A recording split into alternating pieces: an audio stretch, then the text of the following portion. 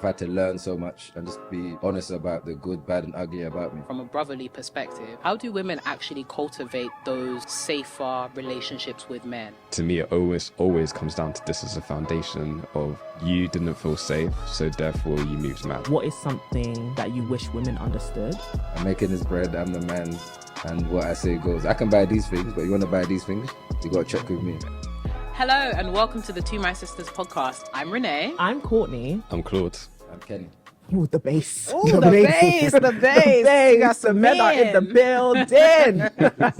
We are your hosts of today's episode of the To My Sisters podcast. There we go. The brothers are in the building. We are still all about promoting the wellness, growth and development of a community of sisters across the world. And maybe brothers today. And in today's conversation. Yeah.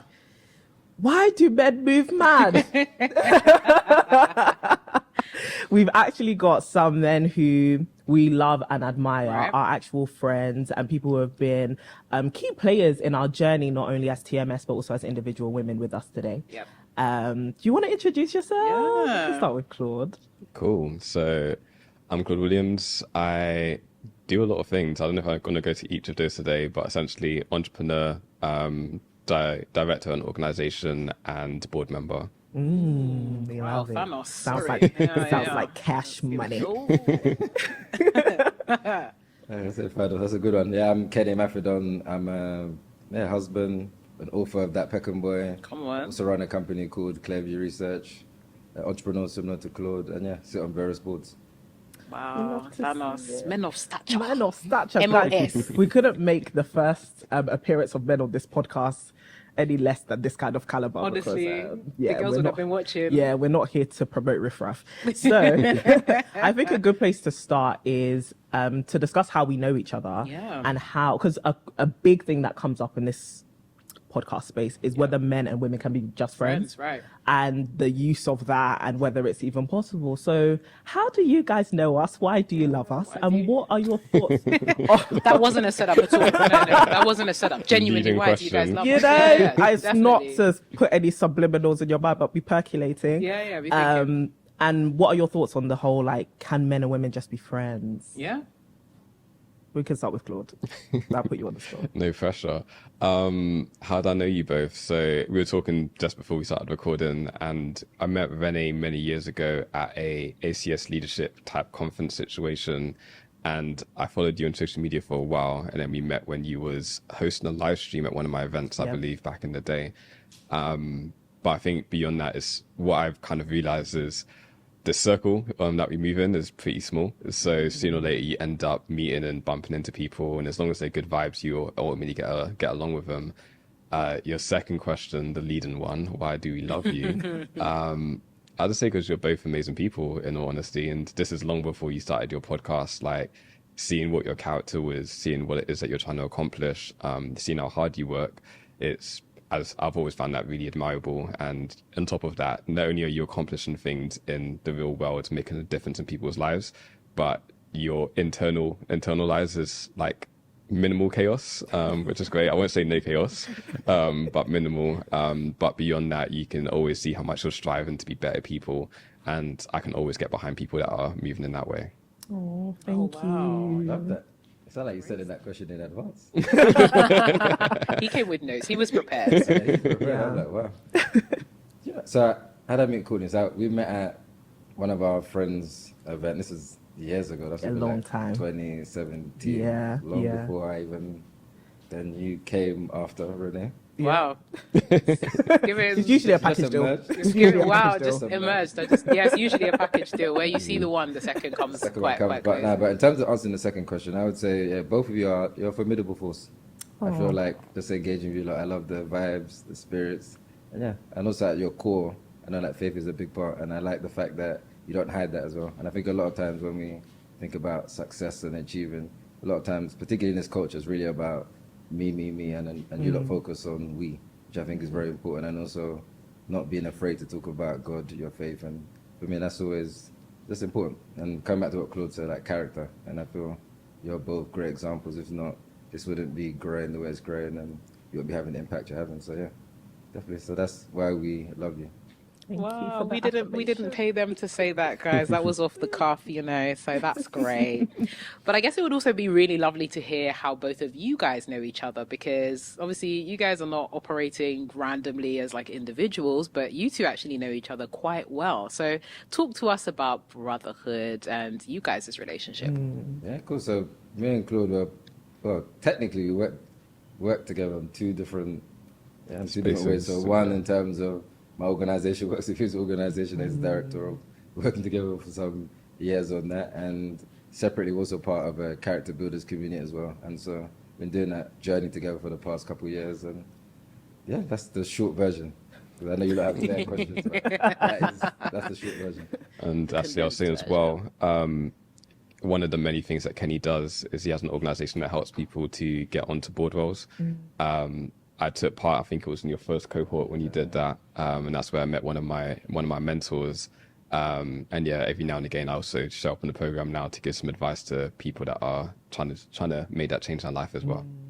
So that's 3 different areas. I forgot that one. Look at that. Oh, look at that. We'd love to see it. I think it's interesting that obviously you guys know each other and have played a part in each other's careers, each other's lives, each other's character development with character builders. But you've also played such an integral part in our lives as well. And obviously we are a community about sisterhood and the power of female friendship. But I think one thing that we have been able to glean from is the input of the men of our life in our lives, such as yourselves, into shaping us as leaders. Obviously, you're my mentor, but you harass me just out of nowhere. Genuinely, no, genuinely. It's like you Genuinely, just it's can't. quite serious You can't be around harassment. Kenny and not receive some kind of push to greatness, even if it's aggressive. So I feel like it's great. It's great, necessary. No, actually, it's very necessary. And the reason why I even brought it up is I think one thing we've discussed in a previous episode is men and women are quite different in their approach to giving you advice and their approach to shaping you as a leader, or even like shaping your character. And I think through conversations we've had with both of you individually, there's a bit of a toughness to it, like that is different. It's like, in my whoa, chest. that was so direct. And I wanted to understand, like, from you guys' point of view as men, how do you approach your character development, not only from an individual perspective, but also when you're encouraging other people to develop as mentors, as leaders? Yeah, so I'll start with that one. So I think for myself, I feel like character is the most essential part of leadership, full stop, right? I feel it's the part we should focus on the most, more than anything, more than skills. And so for me, I feel one of the reasons why most people don't focus on it is because genuinely it's hard work. And it's also work that you can't publicize and post and talk about, right? You're actually dealing with real life trauma. You're dealing with the negative things about you, the things that people don't like. And so a lot of times people try to avoid that at all costs, right? So for me, it's been more about, I've had to learn so much and just be honest about the good, bad, and ugly about me, and have a real level of self-awareness about myself. And to get that level of self-awareness, you need feedback. Now, a lot of people love to pretend that they love feedback, and they really don't. That's one of the biggest lies. I know a lot of times people go for work or jobs, they're like, yeah, I love feedback. So people don't love feedback like that. And in order for you to be a high-performing person, you actually have to have high levels of feedback and actually respond to that feedback and do something about it. So for me, and particularly the character stuff, I feel like what you don't deal with in private, you end up dealing with in public. That's just a fact. So whether or not nothing happens to you now, 5 years, 10 years, 20 years, 50, it's going to emerge and come out. When it does, you'll wish that you dealt with those things in private. So for me, because I take that journey of myself so seriously, and I understand that particularly for people like ourselves, and we're black, we're even in this country, a lot of times you're not going to get a second chance. You blow up when you mess up. So again, it's just so important that when we have these opportunities and when these leadership roles, that we're also examples and be role models. I'm not telling everyone to pretend to be perfect, but at least at the same time be real in terms of where you're at. So even when Claude was talking about chaos, at least let it be, when you're really doing that work, your chaos will be minimal. But a lot of people are doing a lot out there, but internally, It's mad. life is just a mess. And so for me, I want to make sure that the life that people see online, it's that bad. My life in real life is better than the one that people see online. Yeah. And I make sure I'm intentional about that. Not the other way around. Yeah. I shouldn't have to log in and all of a sudden now I feel like I got self-esteem and I'm somebody. Yeah. I need to feel comfortable and love myself and know that coming back down to values, I've asked myself the important questions about what are my values and is my life and the way I'm living in alignment to those values. And a good example is that you said about like relationships and stuff, right? So also I'm recently married, been married for like a year now. Shout out to Shout. Please relax. So it's like, even with that now, I've always just been about work and just doing what I'm doing. That's always really been my number one, really, after God. Now, once getting married and I'm going to really go on this long journey, and I have to make sure that my universe shifts to my wife being much more at the center. I mean, outside of God, and then making sure that's how my time and everything else flows from that, right? So to make sure that this one commitment I have that I've said that it's an important value of mine is kept, because if not, you just lose that with work, right? Because work, I love work personally, so I'm always going to keep working, but in order to make sure I can be committed to this woman that I said I'm going to be committed to, things have to shift, right? And that's a character thing as well, because again, it's like, I just think there's just so much work that you have to do, and so that's why when I'm working with other people, obviously as you talked about yourselves, I'm just very real and blunt, and I feel a lot of times in life we're trying to just be too, you should be sensitive to other people, but at the same time that shouldn't stop you from being direct. Don't try and just cushion things so much that people don't get the reality. And a lot of times, even with men to other men, they don't really know how to receive that feedback. I think sometimes men could give women feedback. When it comes to men giving other men feedback, there's so much ego and so much pride, and that's just a whole nother topic entirely. But it's really about feedback. And at the end of the day, I share the direct truth because that's what I would really want to also receive myself, right? Like, even I know before we talked about like faith and like the Bible is very real. A lot of time it just tells you, this is it. And it's just take it or that leave simple. it. That's that. There's nothing more to it, right? So again, I've just learned over the years how to make sure people understand I'm saying this from a place of love and not judgment. Because I can't judge you because I know my life, I know my past, I know the mistakes I've made, and it's all in the book of more. So therefore, look, I'm not saying I'm this, I don't know one to try and to worship and put them on a pedestal, but I'm saying that, look, we all got to be on this journey of building and make that known. That we're building character first and foremost. That's the foundation. Before we move to you, Claude, obviously, like you just mentioned, you're past the book. For those who haven't read it, which we actually have, I think you should go and buy it. When did that click for you in your mind, that your character matters more than anything?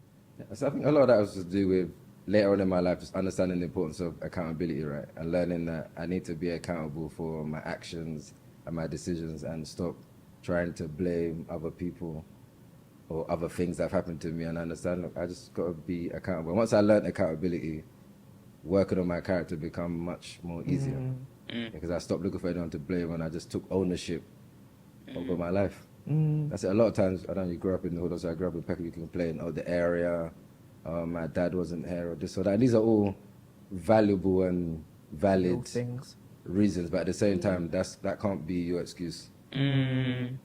Like, it really can't be, because end of the day, look, there are people in those same circumstances as you that made different decisions. That's the truth, and that's just the reality of life. So again, I just had to see things in that way and just learn to be accountable. Once you learn accountability, life truly shifts. Hopefully that answers your question. It does. Claude, what you got for us on that? I feel like Kenny said most of it, to be honest with you. I guess the only thing I would add to that, rather than repeating, would be to say that, at least for me, the whole point on feedback is extremely important. And I think that was probably embedded in me quite young because of sports, actually. Because at the end of the day, it's like, if you want to win, then you generally just need to know what you're doing, like suboptimally, so you can do better. And that has always stuck with me. So in terms of people giving me feedback, I do much more prefer just be direct, be clear, and I can use that as an opportunity to get better. And I think because also my background was my first career was as a sports coach. So then you also learn that by being honest with people, is the most loving thing you can do.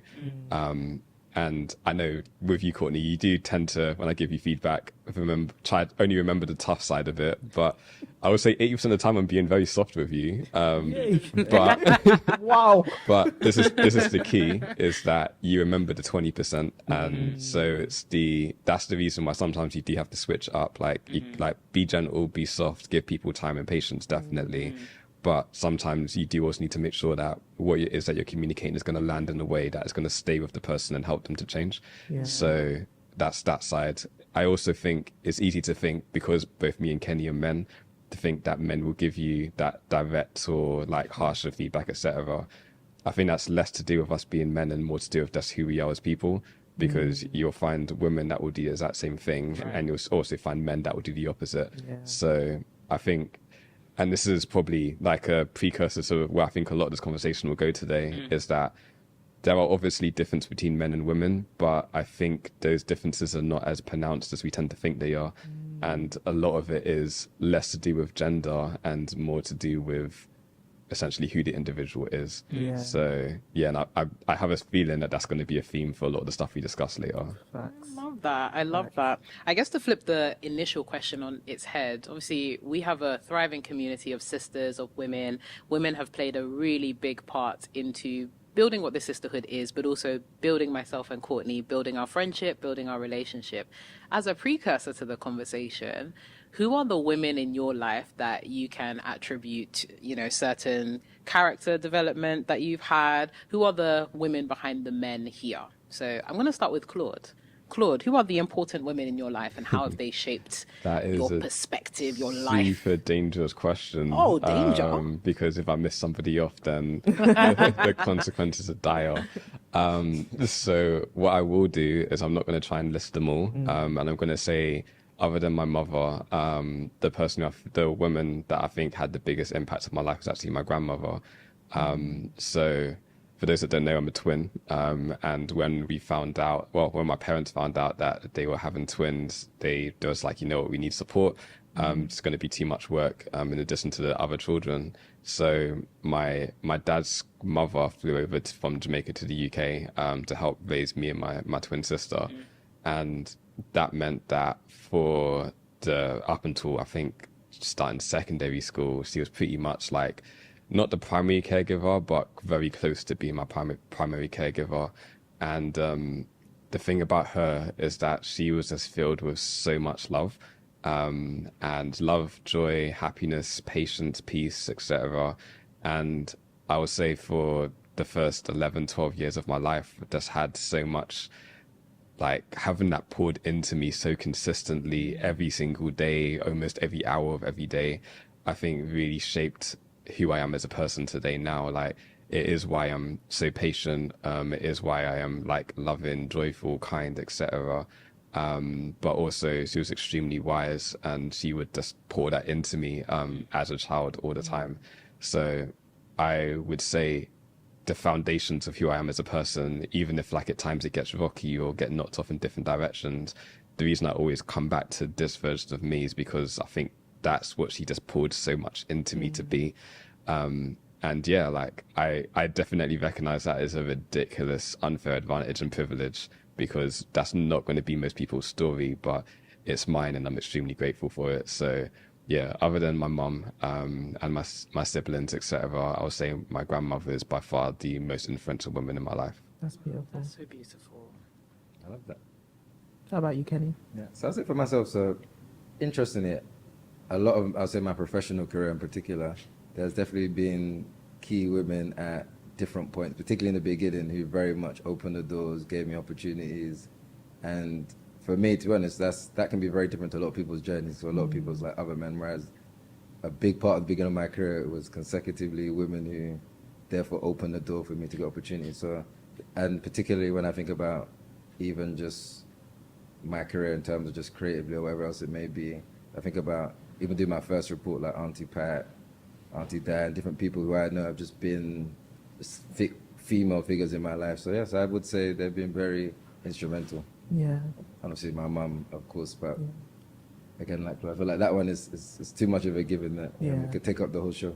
But as for those women I mentioned, definitely, and also my wife as well. I feel, in terms of I guess the beauty of being married is also that someone is so up close and personal that you get to see way more of yourself.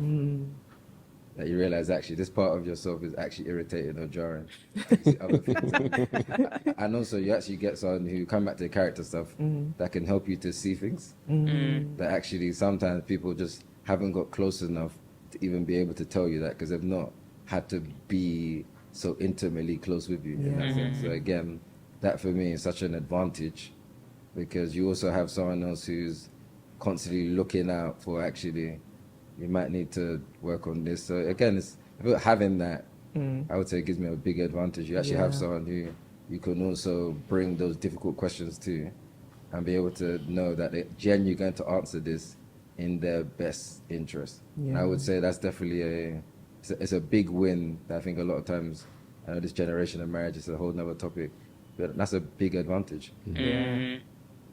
So yeah, I would say of course that.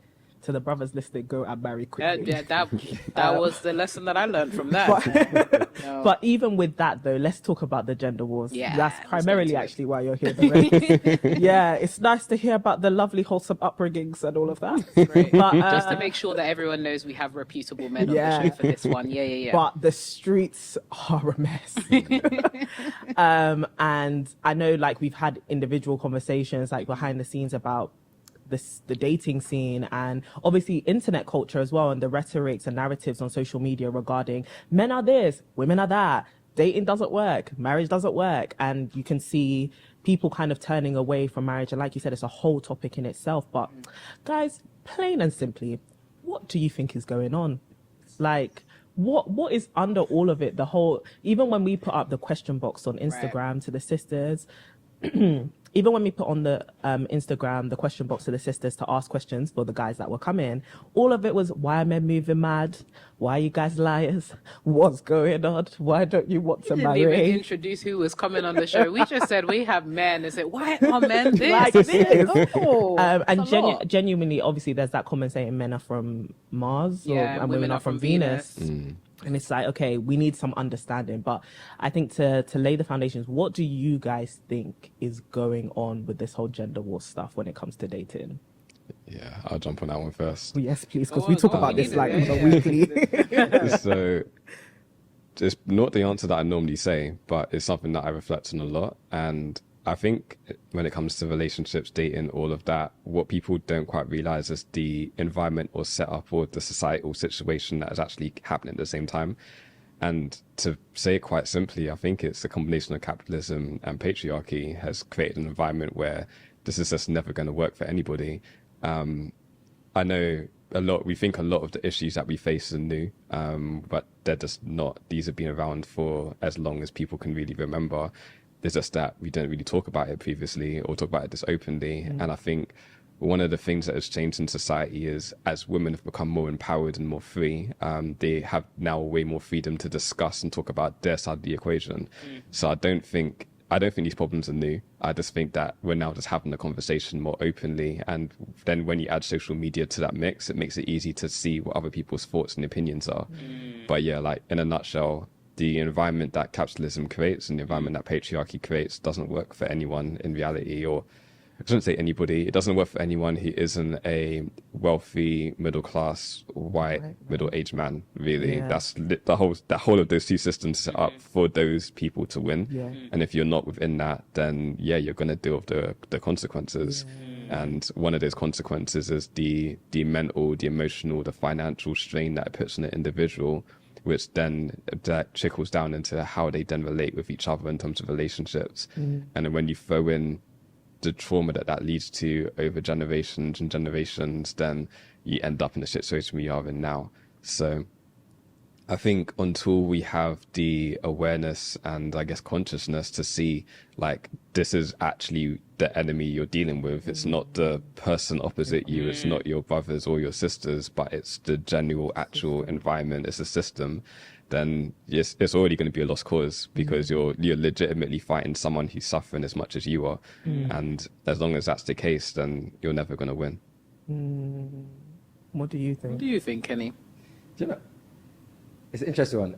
It's really about what is the purpose for you in terms of what you're looking for in a relationship, first and foremost, right? And people are looking for different things.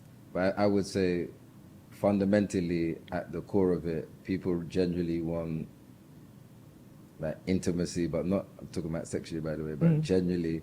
And I would say the fact that people settle for, they actually genuinely want companionship, right? But at the same time, but they settle for other things. I think a big part of the issue we're having here is that people are settling as opposed to genuinely getting what they wanted. And particularly a lot of that is for men and women for different reasons and driven by different insecurities and some of the stuff that even Claude is talking about. So I would genuinely say that also a lot of this stuff takes much more work than people are willing to put in. And no one's really talking about that. Like, I'm just, 1 year and a bit into marriage, I can tell you it's hard work. But you put in a lot of hard work for it to even look easy. And that work never stops. And so even before you get into it, it's hard work also. Yeah. And sometimes you just got to be really honest. And even in my relationships that have not worked out in the past, the truth is because I was not ready to put in that energy and work. I'm sure there's other reasons, but that... Let's start there. But that is a core reason. Is because this is the first time where I've been with someone I've been willing and intentionally have put in the work that is required to make this work. Yeah. I think that's interesting because often it's women who are coached through like socialization and the media that we see and all of that to prime themselves to do that work. We're thinking about it before we even meet a guy. Like, how can I become a wife? Do you guys feel like, I don't know what the answer is. No, but the truth is, look, we know socialization. We don't have to play about it. We don't need to go into that. Right. You know, again, that's the truth. So again, I see a lot of it is like, and again, that's why I didn't put in energy and work because as far as I was concerned, none of that was part of my upbringing. Yeah.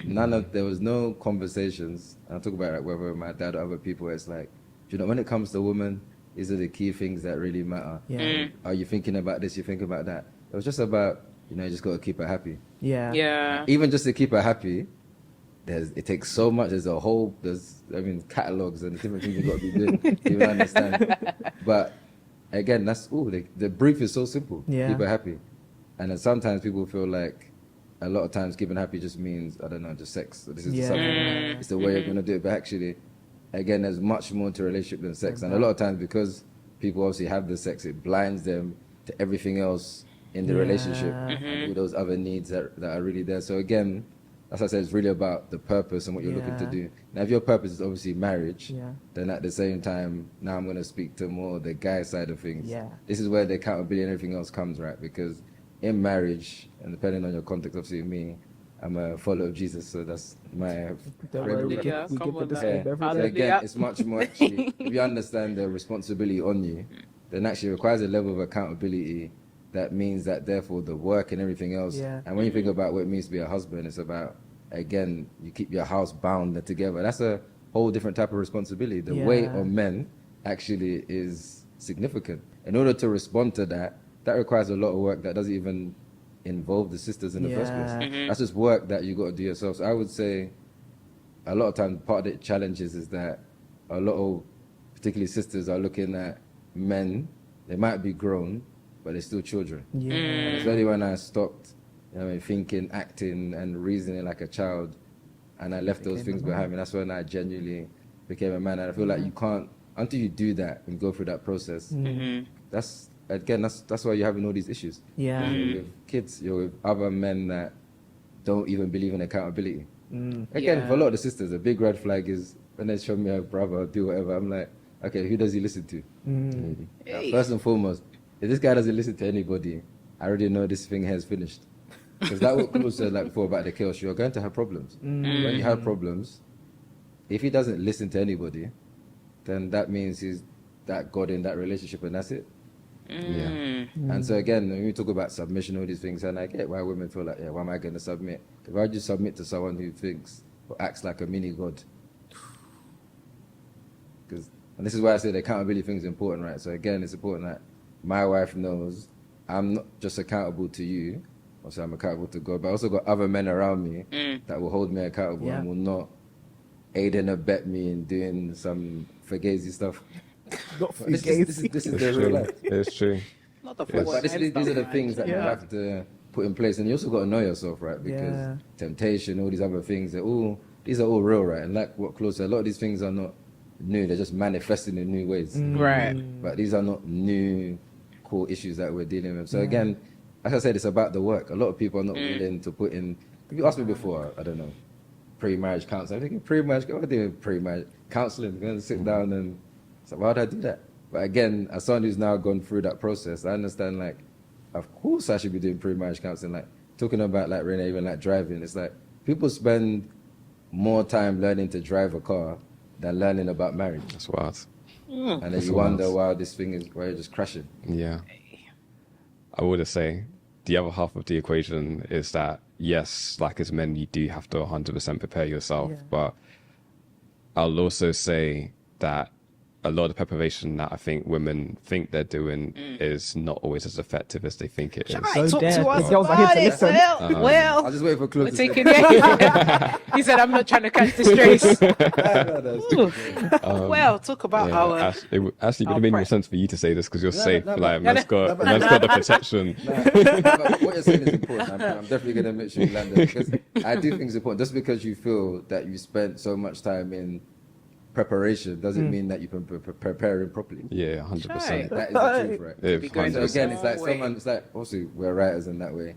Just because you told me I've been writing for 15 years, Doesn't mean Doesn't mean you're good. 100%. And I think, in all honesty, what I've seen over the years is that sometimes that's one of the big dangers, is that people think they're prepared when they're not, or they think they have a level of understanding which they don't. So then some of the stuff I've seen and heard over the years is just absolute madness in that regard. But ultimately, yeah, like I do think and this goes back to my very early point of the difference between men and women is they're not as big as sometimes we think it is. We all need to prepare. Like we all have so many, like whether it's traumas, insecurities, issues, misconceptions, things we need to unlearn or relearn in order to be healthy, to be able to be with somebody else in a healthy situation and environment. Truth be told is that I do think it's in many cases difficult to even know what those are prior to even being in a relationship. So there is only so much you can do by yourself, unfortunately. I see what you said. That's the problem. A lot of times people are great at the theory. Yeah, they read See, when you're a in book. it, like even like I said, when you're in it, it's a baptism of fire. Yeah, So I'm in it, and where I've adapted and I've had That's a to good evolve, analogy. it's very different because I'm in a whole new context that I've never been in before, and I have to be adaptable. 100%. Even though they told me beforehand, I'm now in it, Yeah. and I'm like, Jesus, give me strength. Literally, quite literally. Because at the end of the day, like it's just so easy to have a lot of mouth and opinions and comments, but you're actually not in this thing. When you're in it, it's a whole different ballgame. So you can think, I'm preparing myself, but then again, it's like, who told you you're prepared? Other women. Yeah, and that's what I was going to say. There's a Like, lot of that's sisters awkward. who talk to sisters. exactly, Hey, that's Talk because to men, they would have easily told you that what You're not that ready. thing that Yeah. you're doing there, it's not making sense. it's not making sense. And I know, like, Courtney, even just the other week, we were talking about some stuff on YouTube. We was looking at a particular creator, and I said to you straight, it's like, the advice she's given is terrible, but she has millions of views, and I'm sure people are legitimately watching, thinking, this makes sense, or could it sounds good. Like it sounds like it's logical, or even if it's not necessarily fully logical, at least will make you feel better about your situation. But as I was sitting there as a man watching and hearing what she was saying, I'm just like, right, she is setting herself up and everyone else to fail at the end of the day. So yeah, there's only so much you can read from books. There's only so much you can learn from YouTube. And there's nothing you can learn from Twitter. I can say that one. Get Now off X, that. now X. And it's so true. Sorry, I was gonna say it's so true. I think that's the importance of having male voices in your life as a woman. Like as you're trying to navigate your womanhood and grow and evolve, you actually need those male voices just as much as you need the female ones as well. Because oftentimes we don't have that dynamic. You just see men as men are the object, men are the goal. Like we're all preparing, and it's the women that get you prepared. It's the content that gets you prepared, or just you by yourself and your own commitment. But actually, there are men who want to have a voice and can have a voice into your life that helps you to get adequately prepared and equipped for it from a place of love, which is what I love that you describe. Like I said, our dynamic is mentor and mentee, and you are one of like the biggest voices in my life when it comes to shaping me. And I think through our relationship, I've had to unlearn so much that I've learned, not just from women, but from my own assumptions. And I think we go into it trying to act a role that we think men desire. But actually, when you listen to other men who actually care about you, not just as a idea or as a package, but actually just care about you as a person and your character, they force you to unlearn some things which don't benefit you and actually won't benefit marriage or whatever your goal actually is. Yeah, no, I definitely agree. Literally had the exact same thought. I was actually going to reflect on the difficulty of finding those male voices in your life, right? Because I think one thing that both myself and Courtney have been reflecting on recently in having this sisterhood, having this friendship, is that not a lot of people actually have that, right? They've had experiences with men that have led to trauma. They may have figures in their life who have made them feel unsafe. They may have repeated experiences with men that have left them wanting. They have had experiences with men that have left them damaged. So I would love to know kind of your perspective on how do women, especially as a brother, from a brotherly perspective, how do women actually cultivate those safer relationships with men? There's a lot of women that are probably listening into this podcast like, you know, it's so easy to listen to this, you know, upstanding men of the community, but the men that I interact with, they're not those guys. Or like the men that I'm seeing on a day-to-day basis are actually high-key problematic. So as women that are navigating very real relationships with men that may be unsafe, or they're coming across men that they're just finding a little bit, you know, problematic, how do they restore hope, and how do they actually find and have nurturing relationships with men? That's an impossible question, like legitimately, because the easy answer which people say is like, oh, do better at picking the guys that you're talking to, right. And that is shifting responsibility to some degree. Or others will say, oh, go, you're looking in the wrong places, like stop looking at people in the club, go to church or something like that. Oh, every day go to church. Like, Church that be acting. and that's, I've heard something about those musicians. I can't lie, you know. And that's my point, is that it doesn't matter where you go. You're going to find people with character problems, like even... let me not finish that sentence. It doesn't matter where you go, you're going to find people with character issues. So the truth is that I don't know if there is an answer that I can sit here and give universally to every woman of do X, Y, and Z, and you will now find the right man in your life to be a friend with or be in a relationship with. And I don't also think it's about also putting the responsibility on her to act in a certain way to attract or maintain or whatever. Like, that's also not the right answer. So unfortunately, I think this is just one of the parts where life just becomes real, and it's just ultimately, it's largely luck, in my opinion, as to do you find the right people. But then half of the equation is that, okay, you get lucky if you meet them, but then it is still about then what do you do when you meet that person? Yeah. Because I know for a lot of people, the almost default response would be, this guy is amazing, he should be my husband. And then if you like, if the relationship begins to go in that direction, then it means that even if you were able to have like a healthy situation, but it doesn't work out, for a lot of people, that's now the end. So that one potential good like friendship that you could have had that's now a no-go zone, that you can't text or call or whatever. That isn't always the case. There are some people who are able to have healthy relationships even past a romantic relationship, and I think to do that is also largely how you guys treated each other within that context, and probably also what boundaries you did have in place during that time period. But yeah, like I don't want to set people up to think follow these 5 magic steps and you can find this. I don't think there's an answer to that. Maybe Kenny have a different opinion. And I guess unless they meet people like yourself who can genuinely refer them to someone who, again, is able to be that figure in their life. But then again, even with mentorship, it's also a two-way street, right? The person also needs to want to mentor you as well. So just because you lot might recommend someone to me doesn't mean I'm now going to mentor them either. Which is another thing, right? So that's actually another layer, because you lot love it's the truth. So again, I would say referrals, but then again, you can't. It's not guaranteed.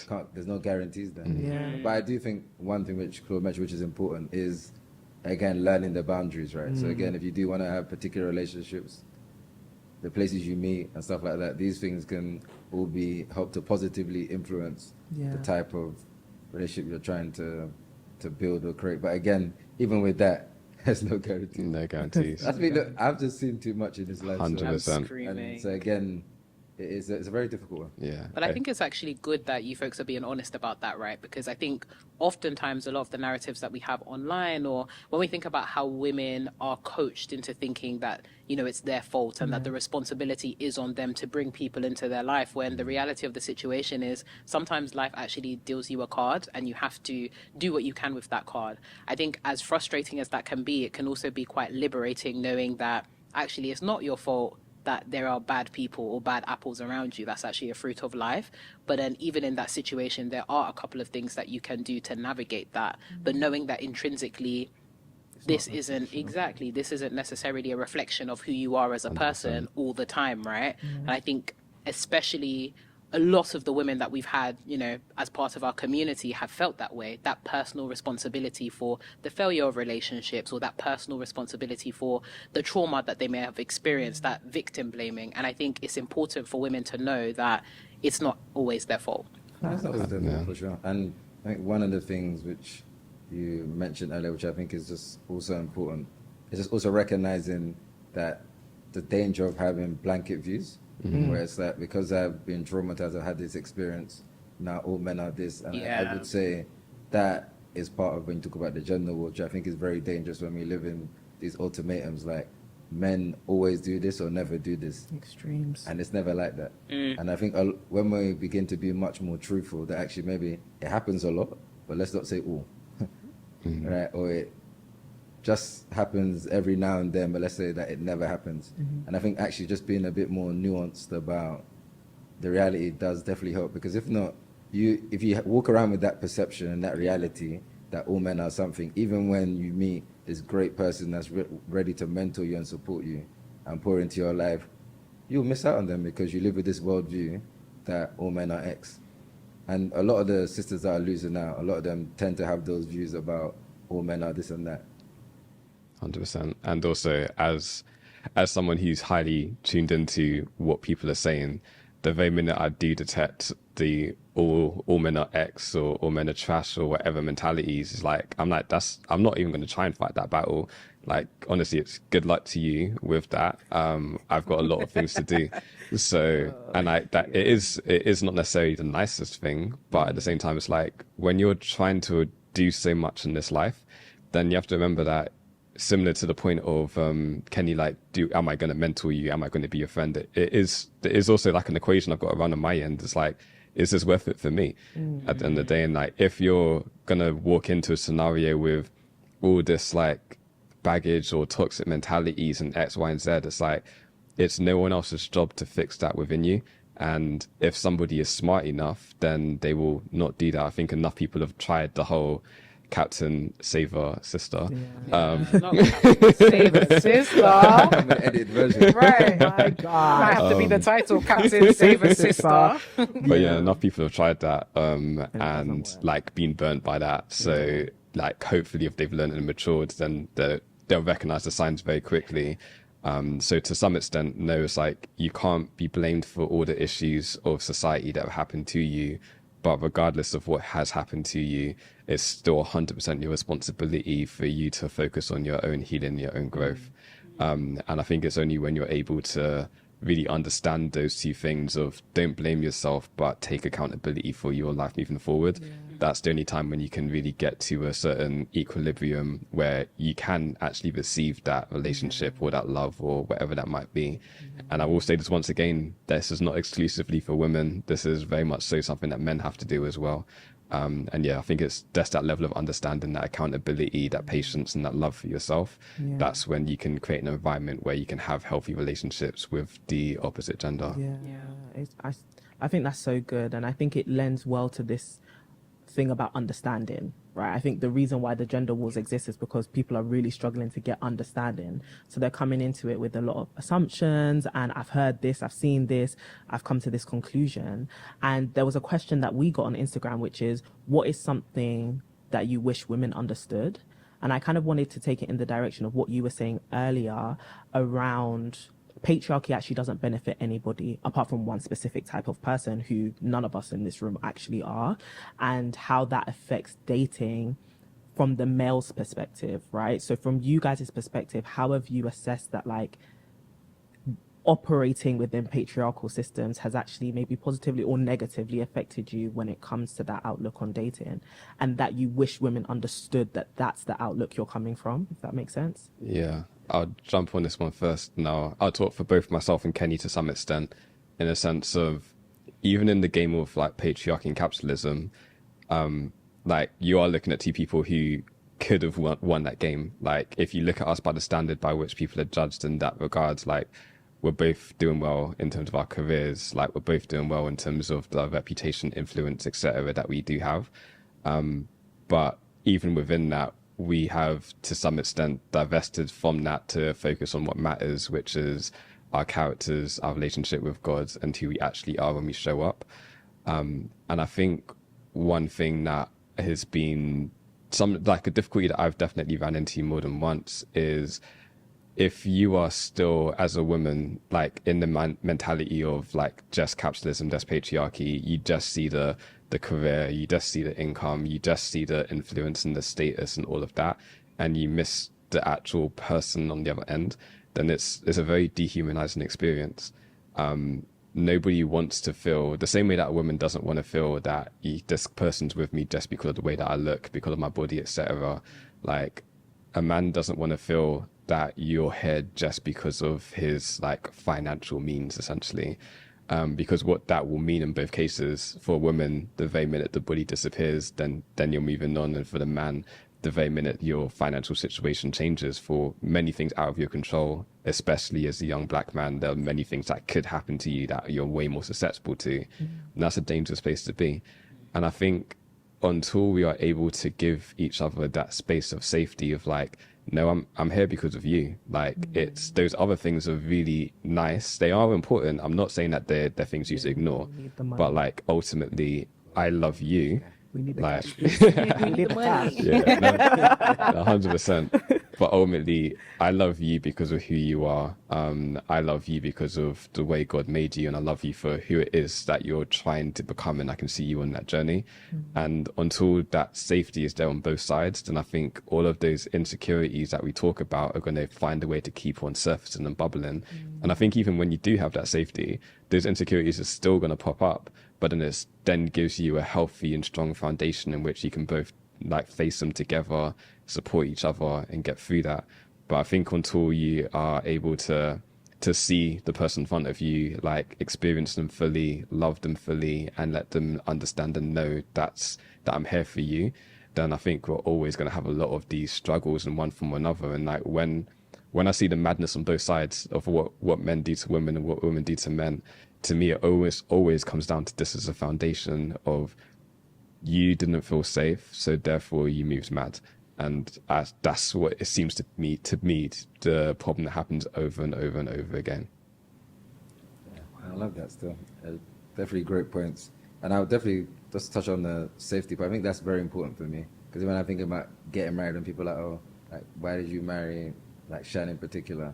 A key part of that was that safety of, look, even if I stop doing what I'm doing now, and tomorrow I'm like, and I really love agriculture, I want to be a farmer, this person's still going to love me the same way. And that, for me, is very important. That you want to know that even if life changes or God called you to do something else, and now all of a sudden, I mean, you have a third of the money, that this person is still going to love you for who you are.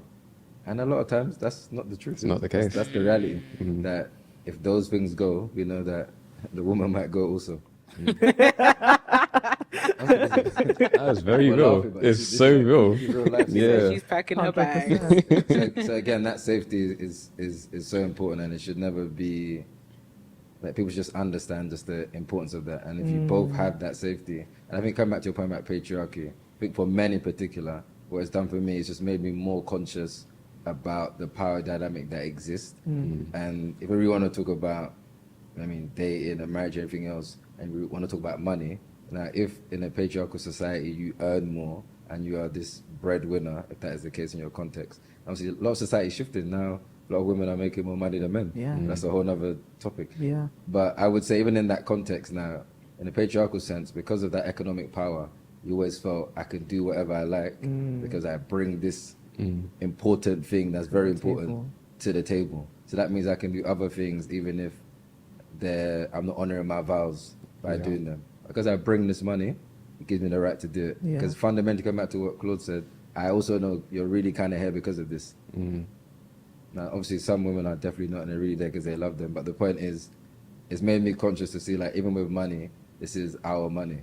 Now, that takes a lot of work to have that mindset when you spent your whole life building a career before you came and earning all this money before you came, and now it's our money. And seeing it in that way, and then making sure I'm creating the environment that you also understand it's our money, so we're going to make joint decisions about these things also. Again, that takes the humility, because in the patriarchal context, I'm making this bread, I'm the man, and what I say goes. I can buy these things, but you want to buy these things, you got to check with me. So again, and some of those dynamics, because we want to talk about marriage, whatever, money is a big thing, and it's not just because of the loss of money, it's the communication around it. And nobody he wants to be in a context where every time you want to spend or do something, it's like, come to daddy. Shut up. They've been telling you to speak to them like that as well, too. No, but you got to think about it. So again, it's such an important thing I'm talking about, and a lot of people, they want to date and want to get married, but it's like, actually, money's going to be a big thing. What is your relationship with money, particularly as men and women, and how do you feel about it? Particularly if you're a woman and you've grown up and you're very super independent, and now you've got money, you've got everything else. So now that money thing doesn't even faze you. But now you're in this together. You've been living your life how you've been living, but now the money's there. Well, you're going to have separate accounts. Do you have these are all very important questions. Me, I'm all for joint accounts. Again, because coming back to this whole thing around the power dynamic is, why would you go and marry and do all this stuff that you feel like you got money that you want to hide? It's another episode, Kenny. It's another episode. It's given part 2, yeah. It's definitely another given part conversation. But two. these are the True. type of things. So again, that's what I talked before about when we talk about understanding. Is, do you really know what you're signing up for in the first place? So again, you're talking about all that prep, but you've not thought about the one important dimension of a relationship, which is money and income and everything else. So you're talking about all that prep, but then what about this here? But then you've not, and this is what I mean about the level of education that people are talking about is, are you even talking to other married people who are living this and seeing great examples and saying, do you know what, this is who I should be learning from? Yeah. Prepping, and a lot of times someone single is prepping you when there's other married people there. If you want to be real, there's other married couples there that have gone on the journey that can give you real life stories, tell you about the wars, the challenges, how this thing almost broke up, like learning from their mistakes. But you're learning from single Sally telling you this and that. Not single Sally. What did Sally do? What did she do? But it's anyone is that. What did she do to you? But the point I'm saying is, this is why the understanding is also, again, is about who is mentoring you and who are you listening to. Right. And so for me, I'm listening to other married couples who have gone on this journey and are transparently telling me and my wife, look, this is the reality. About everything, not just, because bare people just think it's about love and romance. A lot of marriage is also functional. That's why I brought the money into it. So again, how are you going to manage this money? How are you going to do things? Like, which of your own kind of practices are you going to have? What is your thing that you're going to do? So again, for us, it's like phone-free dinners, because we spend enough time on our phone. But again, when it's dinner time, we don't need to have phones. So when again, you have to create some of these things for yourself. That's why when we talked earlier about the theory is great, but when you're in it, we both now have to agree what's going to work for us. And we're both coming from 2 different homes, right? That's what everyone forgets. So now you've gone into it. You're like, oh, my dad always did this. Your husband might not do what your dad wants to do. But you didn't even communicate. And I think we downplay communication. Some people can't even communicate, men and women. A lot. Yeah. 100%. And then go into this. There's one nuance I want to add to that as well, though. Like, it's 100% that you do need to be listening to the right people when it comes to helping you prepare. But I also am so aware of how hard it is to know who the right people even are in the first place. Like, there are some people who is like, oh, I literally know the madness that you've done or are doing, and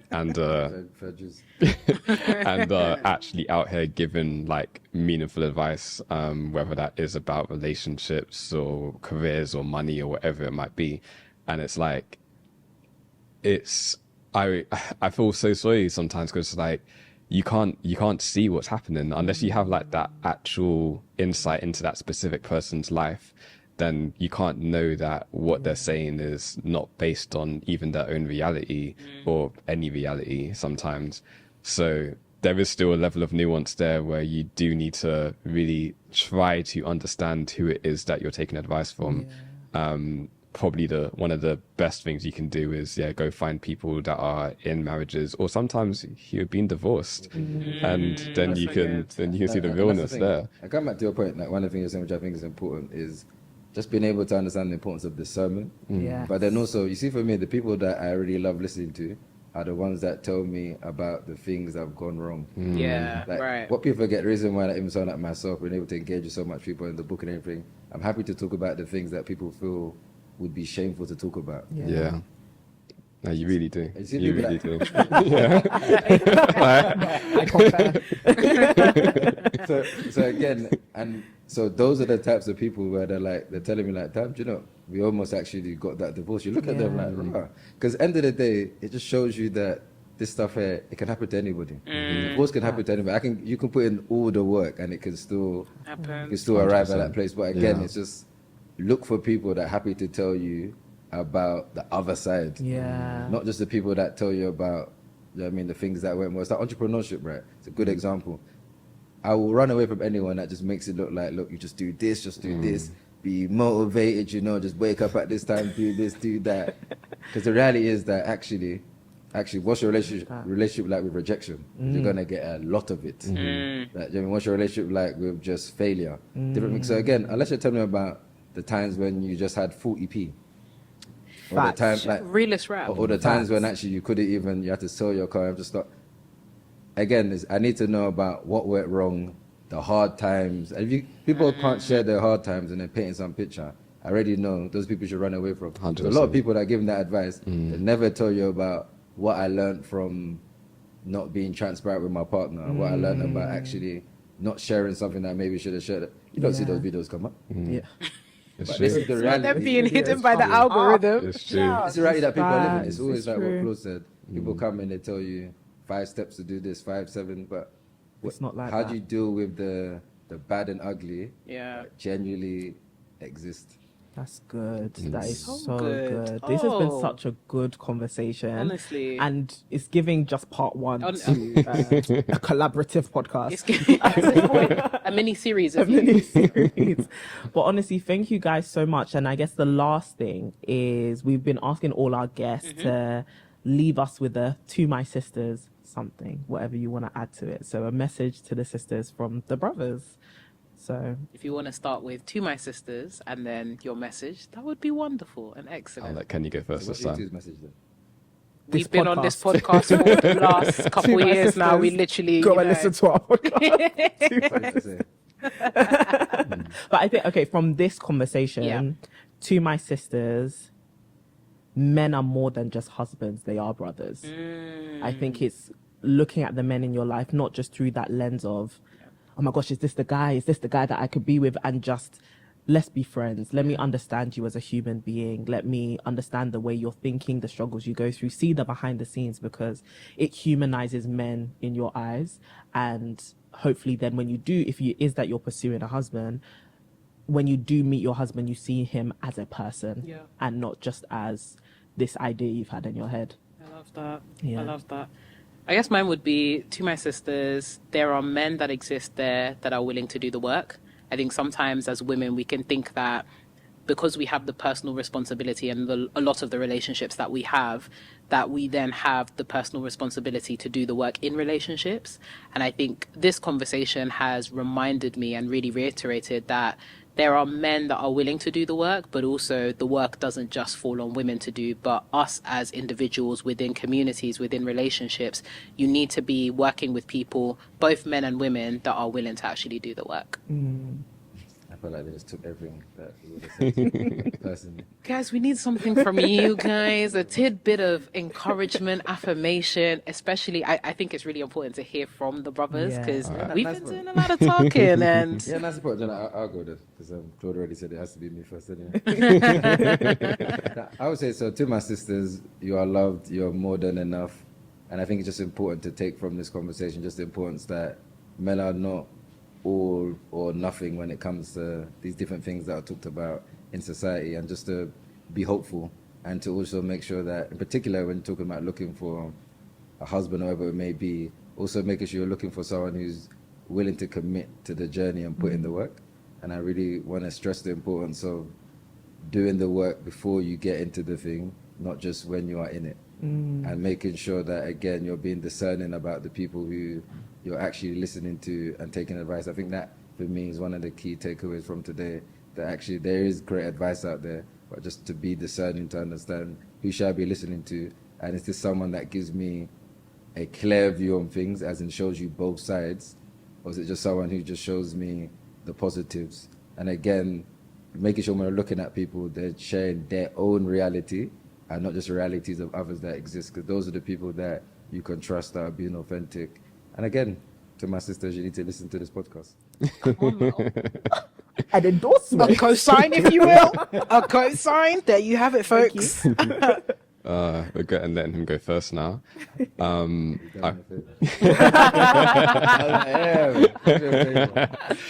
I'll keep my one short. To my sisters, we see you, we love you. Keep moving forward. You've got this. Wow, it's presidential. I was even going to say, now we're going to get those floods of DMs. Like, so about Claude. Is he around? Please, Is he available? he's taken as my mentor. I can't let you guys ruin this thing for me. Mentor exam. Yeah, I know, but you there's know what it is. So acquaintance, I often get asked. I've told you this, yeah. Whenever I put a picture of Claude on my story, hey sis, Yeah. hey. And Firstly, they'll start with the hey sis. not even a hey Courtney, how are you? You haven't spoken to me during the week. I think You've this is hardly a been good following time me for us how to long? stop the show now. So It's begun. It's Next time you begun. see when she see a ring, isn't it? Yeah. Oh well, so I mean, No sisters, pressure. you guys already know I like turtles. I like, what else do I like, like Renee? turtles. We like Dime turtles. bar. I like being taken to nice places. You If like you Marvel really as want well. an inroad, you know Yeah. where to find me. It's been giving great vibes. being here. Thank you guys for inviting let's us. wrap it up. We'll put the link to the we'll put forms. the form. There we go. Later. Uh-huh. But honestly, sisters, thank you for watching this, and thank you guys for coming. Honestly. Like, thank you for being a huge part of our journey as podcasts, but also as people. As people. You have been inspirations for real. And the work that you do within the communities that you lead and you get to be a part of is so admirable. And there was no one that came to mind faster than you two when we were thinking about having brothers on this podcast, because your voices are so integral, your lives are so integral, and we love the character that you guys have built over time. So actually, thank you for doing the work. We as women really benefit from it. We as individuals have really benefited from it, and the sisterhood, I'm sure, will benefit from your wisdom. So please come back and share it with us. Please come back. And just to close out with a mini prayer, because we like to, send our guests off with well wishes and all that goodness. Don't ask me for money after, guy. No. Now that we've come to £1,000 seed. there you go. Where's your tithe and offering? Do that for you, But bro. our genuine prayer for you both is just in the same way that you've been able to pour out onto this podcast and pour out into the communities that you care about most.